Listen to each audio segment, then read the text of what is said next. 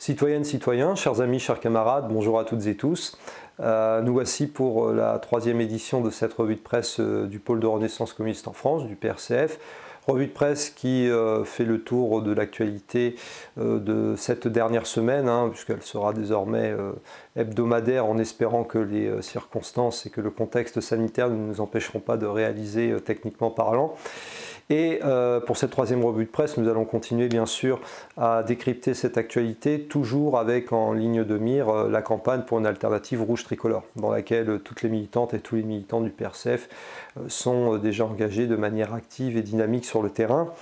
Ce qu'on peut dire pour cette semaine, plus que jamais, ce sont les trois mots d'ordre en quelque sorte. Le premier mot d'ordre, et il est vraiment temps d'en finir une bonne fois pour toutes avec le capitalisme, c'est vraiment détruisons le capitalisme. Détruisons-le avant qu'il ne nous détruise définitivement, parce que c'est exactement ce qui est en train de se passer. Déjà dans les années 1980, Georges Gastaut avait évoqué le fait que le capitalisme a un caractère exterministe. Ça se vérifie aujourd'hui. Et en tout cas, le capitalisme détruit d'abord, bien sûr, les vies, détruit la vie des travailleurs.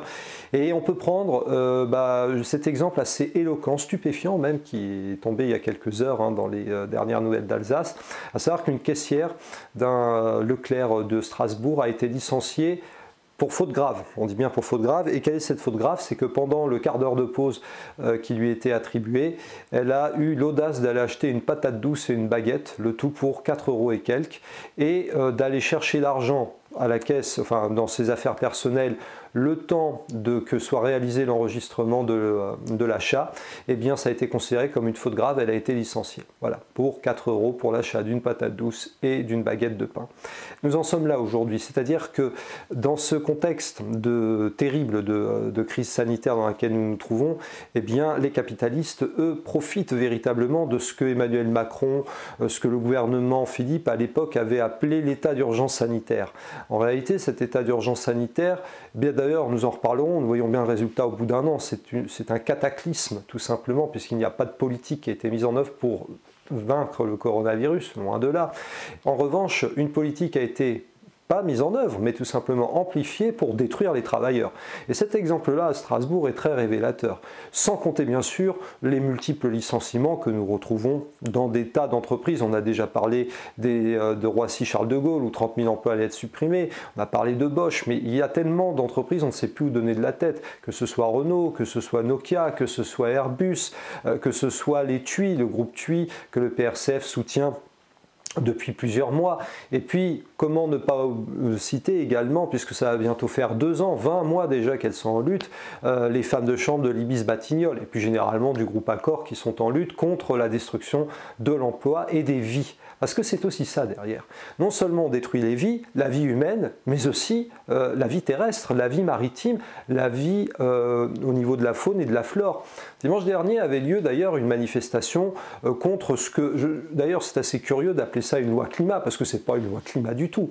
Je veux dire, soyons bien clairs que la Macronie n'est pas du tout intéressée par les questions environnementales. Alors bien entendu, on peut proclamer « Make our planet great again », rendons notre planète encore plus belle, encore plus grande, encore plus que vous voulez. Mais évidemment, ne comptons pas sur Macron pour véritablement mener ce combat écologiste d'importance majeure que mène le PRCF. Signalons d'ailleurs à ce sujet qu'un manifeste écologiste a été publié par le PRCF et est distribué par les militants, non pas pour une écologie réactionnaire, de type la planète Gaïa, ni pour un productivisme qui soit inconscient des enjeux environnementaux. Nous sommes des prométhéens raisonnables, c'est-à-dire que nous considérons qu'il faut répondre aux besoins des êtres humains, tout en faisant bien sûr attention à ne pas détruire les ressources de la planète, cela est une évidence, mais pour cela, ça nécessite d'en finir avec ceux qui le détruisent, c'est-à-dire le capitalisme, ce que disait déjà Marx en son temps, en rappelant que de toute façon le capitalisme détruisait les 2 sources de richesse qui sont disponibles, à savoir la terre et les travailleurs. Donc plus que jamais, si nous voulons pouvoir construire un avenir communiste, pas en commun, un avenir communiste qui puisse véritablement profiter aux êtres humains sans massacrer, sans procéder à l'exterminisme, véritablement de la faune, de la flore et du genre humain, parce que c'est ça le genre que nous défendons, nous, le genre humain, eh bien il est plus que temps de détruire le capitalisme avant qu'il nous détruise. Et il y a urgence en la matière, nous le voyons bien, que ce soit d'un point de vue social, d'un point de vue environnemental, d'un point de vue politique, puisque le capitalisme, en réalité, qu'est-ce que c'est? Ben, c'est la dictature du capital, nous le savons, et donc la destruction de tout ce qui peut permettre de faire le lien commun et le lien social en France. Et à ce sujet, la transition est toute trouvée, puisque le deuxième thème qui nous est très cher, c'est de sauver la République. Sauvons la République une et indivisible, la République sociale et laïque. Parce que pas un jour ne passe, nous en parlons très souvent, sans que nous apprenions que la République une et indivisible est démantelée. La semaine dernière, lorsque nous réalisions notre revue de presse, c'était le mardi, et nous avons appris à la fin de la revue de presse qu'une loi organique venait d'être adoptée qui permet ainsi aux collectivités territoriales, les régions, les départements, les communes, de toujours continuer à déroger à travers des dispositifs dérogatoires à la loi nationale.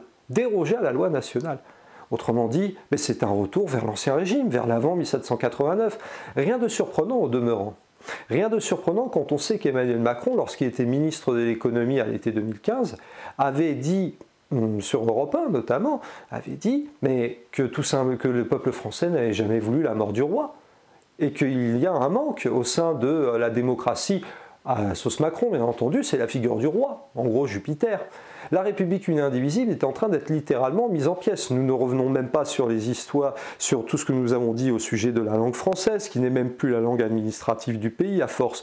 Nous ne revenons même plus sur également toutes les dispositions qui ont été mises en place pour détruire les communes et les départements progressivement, ce que nous appelons la supracommunalité.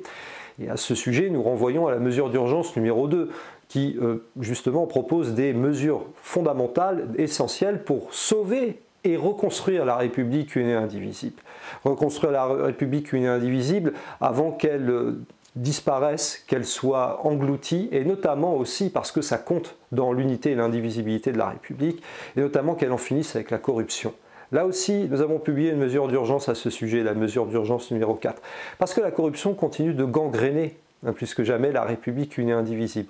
Et la République en miettes en offre toujours un exemple assez spectaculaire. C'est ainsi que nous avons appris que la sénatrice Nassima Dindar, nous avons appris ça récemment, a été condamnée pour corruption, sénatrice de la Réunion, pour prise illégale d'intérêt. 5 mois de prison avec sursis, 2 ans d'inéligibilité, tout simplement parce que dans sa prise illégale d'intérêt, elle avait décidé de favoriser son jardinier et sa femme de ménage pour permettre d'obtenir un emploi qui s'obtient normalement, devinez comment, par le biais de concours. Autrement dit, c'est le démantèlement du statut de la fonction publique qui avait été mis en place par Maurice Thorez en 1945. Vous voyez, on retrouve toujours les mêmes dynamiques. La volonté d'en finir, un peu comme le disait déjà, même pas un peu, comme le disait déjà Denis Kessler, le numéro 2 du MEDEF, après l'élection de Nicolas Sarkozy. Il avait dit, finalement, quel est l'objectif? C'est d'en finir avec le programme du CNR, de le liquider. Il est grand temps, pourquoi? Parce qu'il estimait que c'était un compromis gaullo-communiste.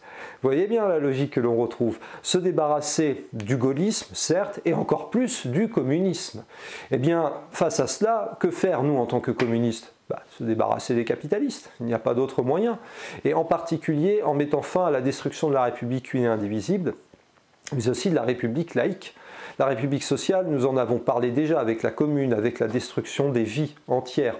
Et puis la République laïque, puisque nous voyons bien les problèmes que suscite en Alsace, à Strasbourg, l'obtention de subventions pour le financement d'une mosquée, étant donné que l'association qui réalise finalement, qui obtient cette subvention est une association qui très clairement a le soutien de l'islamiste Erdogan. Vous voyez le problème d'ailleurs du fait de laisser ce régime d'exception qu'est le concordat de l'Alsace-Moselle et qui pourrait finalement être aggravé. Pourquoi? Parce qu'avec le vote de cette loi organique qui féodalise, qui euro-balkanise, qui euro-régionalise la France, eh bien on se retrouve dans une situation où la France n'existe plus et se retrouve plus que jamais prise face à ce terrible double étau d'une part du sceau fédéral européen et d'autre part du pacte girondin.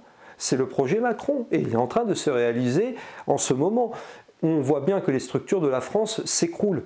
Pourquoi? Parce que la France n'est plus capable de faire face et de proposer des solutions face aux terribles menaces qui pèsent contre elle, en termes notamment de destruction d'emplois, en termes environnementaux, en termes de guerre, nous allons en reparler.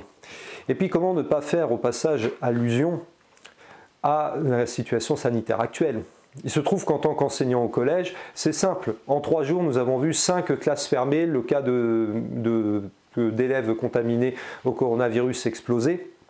Et face à cela, qu'est-ce qui se passe? Ça fait déjà 1 an qu'on se retrouve dans une situation terrifiante, puisque d'un côté, nous sommes en guerre contre un coronavirus, avait expliqué Emmanuel Macron, mais rien n'a strictement été fait, bien sûr, pour affronter ce virus. La véritable guerre, elle a été menée contre les travailleurs, plus que jamais.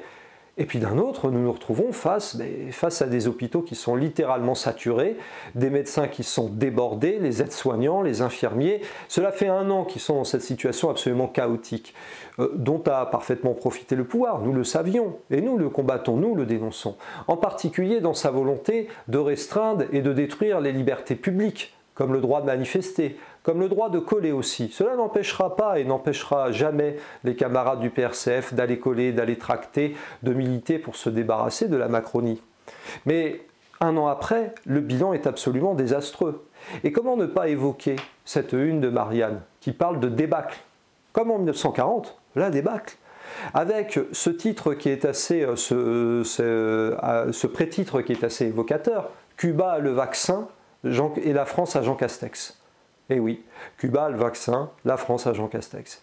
Et d'ailleurs, pourquoi attendons-nous toujours un vaccin qui n'arrivera pas ou qui arrivera dans 3000 ans et qui est fabriqué par de grands groupes pharmaceutiques, au lieu de faire appel à ceux qui ont affronté la pandémie de manière efficace et d'une manière véritablement humaniste, à savoir Cuba, à savoir la Chine, à savoir aussi la Russie, où d'ailleurs, curieusement, on constate que le vaccin non seulement est efficace, mais paradoxalement, comme d'habitude, la Russie continue de susciter des craintes, voire tout simplement de la censure. C'est ainsi que nous avons appris qu'en Slovaquie, un ministre a été tout simplement démis de ses fonctions, tout simplement parce qu'il avait osé soutenir le vaccin russe.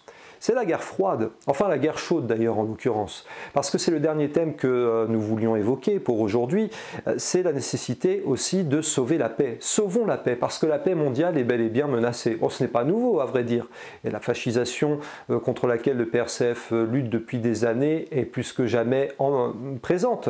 Mais là, ça s'accélère à grand bruit de bottes, et notamment du fait de la politique absolument belliciste et irresponsable de Joe Biden. Alors, nous n'avions aucune illusion sur Joe Biden. Nous étions très contents que Donald Trump ne soit plus là, ne serait-ce que parce qu'il ne faut jamais oublier que la politique de Trump était extrêmement agressive et belliciste vis-à-vis des régimes bolivariens et socialistes en Amérique latine. Mais nous n'avions aucune illusion sur Joe Biden. Et d'ailleurs, celui-ci s'empresse de confirmer ce que nous ne cessons de dire, à savoir que l'ennemi principal, c'est l'impérialisme états-unien et l'impérialisme également, bien sûr, dans son propre pays. Mais cet impérialisme états-unien qui pousse à la guerre contre la Russie, voici que Poutine est qualifié désormais de tueur dans les relations internationales. Contre la Chine, nous avions parlé bien sûr de l'envoi de la flotte, même française, en mer de Chine. Mais signalons quand même que les contestations en France montent, et pas forcément n'importe où, au sein même de l'armée. Car voici qu'un cercle de généraux au sein de l'armée vient d'adresser une lettre à Jens Stoltenberg, qui est le dirigeant, le responsable de l'OTAN, et qui est le secrétaire général de l'OTAN, pardon. Et que dit cette lettre? Eh bien voilà que les généraux en question s'inquiètent de la stratégie OTAN 2030, en dénonçant d'une part la destruction de la souveraineté de la France, la souveraineté militaire, et d'autre part le fait qu'il y ait un alignement complet sur les États-Unis pour créer deux menaces qui en réalité sont extraordinairement imaginaires, la Russie et la Chine. Et cette lettre a été publiée, donc a été rédigée en février dernier. Le PRCF la publiera d'ailleurs avec un chapeau introductif sur son site, car nous voyons bien que même les généraux qui ne sont pas connus pour leur philo-communisme, et d'ailleurs la lettre le démontre bien, qu'est-ce qu'ils dénoncent? Ils dénoncent clairement un assouvissement total de la France à l'impérialisme états-unien et à l'atlantisme qui est représenté par l'OTAN, et surtout de nous mener à la guerre contre la Russie et la Chine. Nous en sommes là. car ne croyons pas que le Joe Biden est un pacifiste, soi-disant parce qu'il appartient au camp des démocrates. Non, pas du tout. Cette stratégie est d'autant plus dangereuse qu'elle est appuyée par Macron, par le gouvernement Castex et par tous les euro-atlantistes qui ont applaudi lorsque la France a réintégré le commandement militaire de l'OTAN, décision qui avait été prise, faut-il le rappeler, par Nicolas Sarkozy et le gouvernement Fillon en avril 2009. Donc plus que jamais, détruisons le capitalisme, sauvons la République, sauvons la paix, gagnons la paix, c'est indispensable. Alors, pour y arriver, comment peut-on faire ? Certainement pas en luttant pour la lutte des places, en réalisant la lutte des places. La lutte des places, c'est ce qui est en train de se préparer, par exemple dans le cadre des régionales, où on va choisir des chefs d'eurorégion. Et cette lutte des places, malheureusement, c'est ce qui anime la gauche établie. Voici par exemple qu'on a pu voir dans les Hauts-de-France une alliance entre le Parti socialiste, dit socialiste, entre les soi-disant écolos, entre le PCF et même les Insoumis pour qu'il y ait une candidature unique. Et voilà que Yannick Jadot lance, lui, un appel, dans le cadre des présidentielles cette fois, pour qu'il y ait une candidature unique de la gauche. Et c'est ainsi que commencent les tambouilles, les négociations habituelles, des négociations auxquelles malheureusement n'échappe pas la France insoumise, puisque nous voyons désormais que Jean-Luc Mélenchon tend la main dans le cadre des régionales à Europe Écologie Les Verts, sur des listes communes, un parti fédéraliste, un parti européiste, un parti capitaliste, un parti atlantiste, bref, tout ce que nous combattons. Et en tout cas, un parti qui est franchement soumis à l'Europe du capital, franchement soumis aux États-Unis, franchement soumis à Bruxelles, Berlin et Washington, et même au MEDEF que l'Europe Écologie Les Verts ne combat pas. Drôle de façon d'être franchement insoumis. Dans le fond, le meilleur moyen d'être franchement insoumis, mais aussi d'être franchement communiste, parce que ce n'est pas en proposant une candidature PCF identitaire que l'on mène une campagne, c'est en proposant un projet franchement communiste et franchement insoumis. Et quel est le meilleur moyen? C'est de soutenir l'alternative rouge tricolore, de la rejoindre, de la porter, de se battre pour elle. Une alternative rouge tricolore qui appelle à ce que puisse exister une candidature en 2022 en faveur de la souveraineté nationale et populaire. Celle qui permette de quoi? De rompre avec l'euro, de rompre avec l'Union européenne, de rompre avec l'OTAN et d'en finir une bonne fois pour toutes avec le capitalisme. Parce que la pleine souveraineté du peuple, la souveraineté en particulier pour la classe ouvrière, elle ne viendra pas seulement du fait de retrouver une indépendance vis-à-vis de l'OTAN ou vis-à-vis de l'Union européenne, elle viendra à partir du moment où elle sera totalement émancipée de la dictature du capital. Et voilà pourquoi le PRCF, avec toutes ses militantes, tous ses militants, est impliqué dans cette campagne pour une alternative rouge tricolore qui se manifeste de plus en plus tous les jours dans le Nord-Pas-de-Calais, dans le Lot, en Bretagne, en Île-de-France, à Montpellier, en Alsace. J'en passe d'autres endroits où les camarades collent, affichent, tractent, distribuent, sont présents sur le terrain aux côtés des travailleurs, aux côtés des citoyens, parce que plus que jamais, nous avons urgemment besoin de ces nouveaux jours heureux qui bien sûr avaient été promis par Emmanuel Macron il y a déjà un an, et nous voyons bien que les jours heureux sont surtout des jours malheureux et des jours terribles pour des millions de citoyens et de travailleurs qui souffrent dans leur quotidien. Voilà, c'était donc cette troisième revue de presse qui s'achève. Nous vous remercions bien entendu de votre fidélité, de votre présence. Nous vous remercions également pour continuer à diffuser cette revue de presse. Nous avons une pensée pour tous les travailleurs en lutte et en particulier pour ceux qui souffrent beaucoup en ce moment, les étudiants, le monde de la culture qui vit des heures terribles alors que s'organise de plus en plus justement le combat, notamment au sein des théâtres. On peut penser à celui de l'Odéon avec un clin d'œil par exemple pour les camarades de la compagnie Joli Môme. Et puis plus que jamais, rejoignez cette alternative rouge tricolore, la seule qui ouvre véritablement une perspective politique contre le faux duel et vrai duo Macron-Le Pen, contre le MEDEF, contre l'euro, contre l'UE, contre l'OTAN et contre le capitalisme. Portez la campagne pour l'alternative rouge tricolore et rejoignez le Frexit progressiste. Merci pour votre fidélité et à très bientôt pour une nouvelle revue de presse.